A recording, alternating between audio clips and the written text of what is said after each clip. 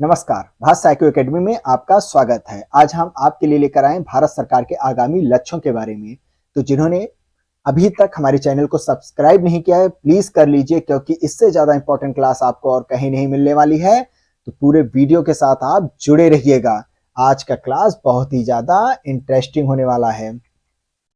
पहला, broad gauge roots के 100% विद्युतीकरण का जो लक्ष्य रखा गया है 2023 तक रखा गया है। दो पटरियों को जो डिस्टेंस होता है वही, जैसे कि जो स्टैंडर्ड डिस्टेंस होता है वो कितना होता है, वो होता है जो स्टैंडर्ड गेज के नाम से जाना जाता है 4 फीट 8.5 इंच होता है, यानी कि 1435 mm के बराबर होता है। वहीं जो ब्रॉड गेज होता है उनके बीच का जो डिस्टेंस होता है वो होता है 1676 mm, या कहें 5 फीट 6 इंच के बराबर होता है। तो जब 100% विद्युतीकरण कर लिया जाएगा तो रेलवे मंत्रालय का कहना है, तो ऐसे में ट्रेनों की गति बढ़ेगी। ओके, इसमें सहायता मिलेगी। और इतना ही नहीं, कार्बन इमिशन पे भी कुछ हद तक जो है नियंत्रण लग जाएगा। नेक्स्ट क्वेश्चन है, नेक्स्ट पॉइंट, सभी पूर्वोत्तर राज्यों की राजधानियों को रेल नेटवर्क से जोड़ना है। 7 सिस्टर में भी अब आपको जो राज्य बोले जाते हैं वहां भी 2023 तक लक्ष्य रखा गया है कि सभी जगह रेल की लाइनें बिछा दी जाएं, सभी को रेलवे नेटवर्क से जोड़ दिया जाए, खासकर वहां की राजधानियों को। नेक्स्ट है, कालाजार को पूरी तरह से समाप्त करने का लक्ष्य निर्धारित किया गया है 2023 तक। दिल्ली मुंबई एक्सप्रेस वे को पूरा करने का जो लक्ष्य है वो है 2023 तक, यानी दिल्ली से मुंबई कम समय में ही आसानी से दूरी तय की जा सकती है। उर्वरक क्षेत्र में आत्मनिर्भर बनाने का जो भारत का लक्ष्य है 2023 तक है। कृषि में शून्य डीजल उपयोग और नवीकरणीय ऊर्जा का इस्तेमाल करने का जो लक्ष्य है 2024 है। नवीकरणीय ऊर्जा जिसमें आप पुनः किसी भी ऊर्जा को इस्तेमाल कर सके, जैसे कि सौर ऊर्जा हो जाता है, पवन ऊर्जा हो जाता है, या जो जलधाराओं द्वारा होता है, समुद्री ओशियन टर्बाइन के द्वारा जो जल विद्युत ऊर्जा होती है, ये सभी नवीकरणीय ऊर्जा का ही एक स्रोत एग्जाम्पल होती हैं, उदाहरण होती हैं। याद रहेगा आपको।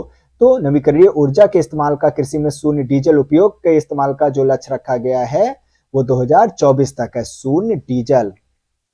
किसानों की आय दोगुनी करने का लक्ष्य पहले तो 2022 था, किसानों की आय को दोगुनी करने, लेकिन अब उसे बढ़ाकर कर दिया गया है 2024 तक। याद रखिएगा, मोस्ट इंपॉर्टेंट है ये। सबके लिए आवास मुहैया कराने का जो लक्ष्य है वो रखा गया है 2022 तक, जो पहले था अब उसे बढ़ा करके कर दिया गया है 2024 तक, यानी सबका अब घर बन सकेगा 2024 तक। हर घर में नल से जल, स्वच्छ जल आपूर्ति का जो लक्ष्य रखा गया है 2024 तक रखा गया है। नेक्स्ट है, सड़क दुर्घटना में मौतों को 50% तक कम करने का लक्ष्य निर्धारित किया गया है 2024 तक। डिजिटल रेडियो लॉन्च करने का लक्ष्य रखा गया है 2024 तक। 100 नए एयरपोर्ट विकसित करने का जो लक्ष्य है वो है 2025 तक। मोस्ट इंपॉर्टेंट है, याद रखिएगा। मवेशियों में फुट और माउथ रोग खत्म करने का जो लक्ष्य निर्धारित किया गया है वो 2025 तक निर्धारित किया गया है। सभी गांवों में ऑप्टिकल फाइबर लगाने का लक्ष्य रखा गया है 2025 तक। ये डिजिटल क्षेत्र को बढ़ावा देने से संबंधित है। भारत को $5 ट्रिलियन की अर्थव्यवस्था बनाने का लक्ष्य निर्धारित किया गया है 2025 तक। याद रखिएगा, मोस्ट इंपॉर्टेंट क्वेश्चन है ये, $5 ट्रिलियन बनाने का लक्ष्य। भारत को टीबी मुक्त देश बनाने का लक्ष्य निर्धारित किया गया है 2025 तक। ये भी बहुत इंपॉर्टेंट है, इसे भी आप याद रखिएगा। पेट्रोल में एथेनॉल को 25%, एथेनॉल को 20% है, 25 नहीं 20% मिश्रित करने का जो लक्ष्य है 2025 तक तय किया गया है। दूध प्रसंस्करण क्षमता को दोगुना करने का जो लक्ष्य है 2025 तक, इसको भी निर्धारित किया गया है। नेक्स्ट है, 100 मीट्रिक टन कोयला गैसीकरण प्राप्त करने का जो लक्ष्य है वो 2030 तक है।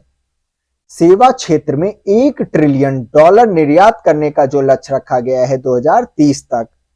कुल कार्बन उत्सर्जन में 1 अरब टन की कमी का लक्ष्य जो रखा गया है वो है 2030 तक। विश्व की तीसरी सबसे बड़ी अर्थव्यवस्था बनाने का लक्ष्य है 2030 तक। भारतीय रेल को नेट जीरो कार्बन उत्सर्जन बनाने का लक्ष्य निर्धारित किया गया है 2030 तक।